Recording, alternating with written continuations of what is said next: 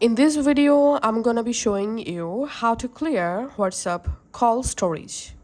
WhatsApp call history, voice and video calls takes space because of call logs, call media, voice messages during call, and call recordings.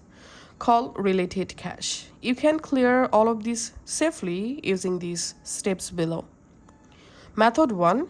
Clear call logs inside WhatsApp.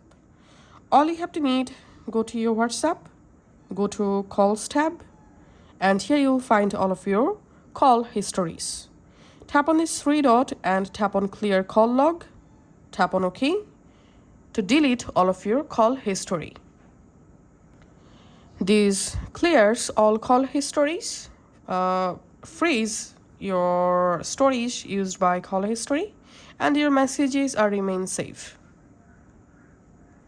The second method is clear WhatsApp cache file.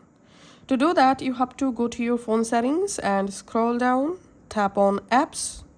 From app list, you have to find out the WhatsApp app, then tap on WhatsApp. In here, scroll down and tap on storage, tap on clear cache, and we can see the cache successfully removed, and that's how you can actually clear WhatsApp call log. Thanks for watching.